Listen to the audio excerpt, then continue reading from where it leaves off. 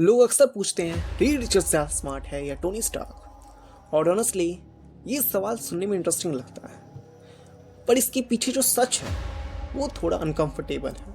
क्योंकि ये comparison IQ का नहीं है, ये कंपैरिजन सोचने के तरीके का है। एक आदमी जो यूनिवर्स को इक्वेशंस में देखता है और एक आदमी जो खुद को यूनिवर्स से ज़्यादा तेज समझता है। टोनी स्टार्क जब रूम में एंटर करता है तो सबसे पहले उसका कॉन्फिडेंस एंटर करता है, फिर आर्मर, फिर इंटेलिजेंस। वो बोलता नहीं, वो डिक्लेयर करता है, मैं सबसे स्मार्ट। और प्रॉब्लम ये नहीं कि वो गलत है, प्रॉब्लम ये है कि उसे लगता है कि स्मार्ट होना का मतलब है सही होना। टोनी स्टार्क प्रॉब्लम को ऐसे देखता है जैसे मशीन्स, इनपुट, कैलकुलेशन, आउटपुट। अगर दुनिया टूट रही है तो सोल्यूशन ये नहीं कि दुनिया समझी जाए, सोल्यूशन ये है कि दुनिया को फिक्स कर दिया जाए, चाहे दुनिया पूछे या ना पूछे। अल्ट्रॉन इसी जगह पैदा हुआ था, बिना इमोशनल इंटेलिजेंस के। टोनी स्टार्क का दिमाग रॉकेट की तरह फास्ट, एक्सप्लोसिव और थोड़ा सा अनस्टेबल। अब रीड रिचर्ड्स को देखो, रीड रिचर्ड्स मिस्टर फैंटास्टिक, और तुम्हें लगेगा ही नहीं कि इस संसार का सबसे जीनियस आदमी आ गया है। वो शोर नहीं करता, वो फ्लेक्स नहीं करता, वो ऑब्जर्व करता है। रीड रिचर्ड्स को दिमाग वेपन नहीं है, वो मैप है। वो फ्यूचर की 10 वर्जन देख चुका होता है जब बाकी लोग प्रेजेंट में आर्ग्यू कर रहे होते हैं। एक कॉमिक मोमेंट में रीड रिचर्ड्स कैजुअली बोलता है कि मल्टीवर्स कोलैप्स हो सकता है, और फिर कामली कॉफी लेता है, क्योंकि पैनिक उसके लिए यूजलेस है। और यहीं से असली डिफरेंस शुरू होता है। टोनी स्टार्क प्रॉब्लम्स को पर्सनल बना लेता है। अगर कुछ गलत हुआ तो ईगो हर्ट होती है, और जब टोनी की ईगो हर्ट होती है तो वो और तेज भागता है। फास्टर सूट्स, बिगर वेपन्स, बेटर एआई। पर हर अपग्रेड के साथ एक चीज पीछे रह जाती है, रिफ्लेक्शन। रीड रिचर्ड्स प्रॉब्लम को पर्सनल नहीं लेता, वो प्रॉब्लम को प्रोसेस करता है। उसके लिए दुनिया बचाना हीरोइक एक्ट नहीं है, वो एक रिस्पॉन्सिबिलिटी है। और इस रिस्पॉन्सिबिलिटी के चक्कर में रीड रिचर्ड्स ने अपनी वाइफ इग्नोर की, अपनी दोस्त लॉस की, और कई बार अपनी ह्यूमैनिटी भी। इसलिए रीड रिचर्ड्स हीरो कम बर्डन गॉड ज्यादा लगता है। लोग कहते हैं रीड रिचर्ड्स बोरिंग है, इमोशनलेस है।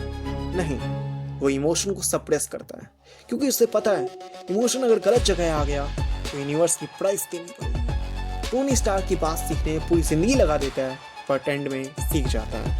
अगर दोनों को एक ही प्रॉब्लम दे दिया जाए, से प्लेनेट डिस्ट्रॉय होने वाला, टोनी स्टार्क बोलेगा give me a few hours. Reed Richards बोलेगा ये प्रॉब्लम पहले ही 3 टाइमलाइंस में हो चुकी है, और फिर बिना किसी को बताए क्वाइटली सॉल्यूशन इंप्लीमेंट कर देगा। और यहीं पर एक डार्क ट्रुथ आता है। टोनी स्टार्क का इंटेलिजेंस रिएक्टिव है, रीड रिचर्ड्स का इंटेलिजेंस इनएविटेबल। टोनी फाइट जीत सकता है, रीड आउटकम डिसाइड करता है। अगर बात आई 1-to-1 कन्फ्रंटेशन की, तो हाँ, टोनी स्टार्क के पास सूट्स हैं, वेपन्स हैं, बैकअप प्लान्स हैं, और रीड रिचर्ड्स के पास एस्केप रूट्स ऑफ रियलिटी है। रीड रिचर्ड्स यूनिवर्स के साथ खेलता है ताकि फाइट की जरूरत ही ना पड़े। इसलिए ये फाइट कभी फेयर नहीं होती, क्योंकि टोनी स्टार्क लड़ता है जीतने के लिए, रीड रिचर्ड्स लड़ता ही नहीं। वो अलाउ करता है कि तुम खुद हार जाओ।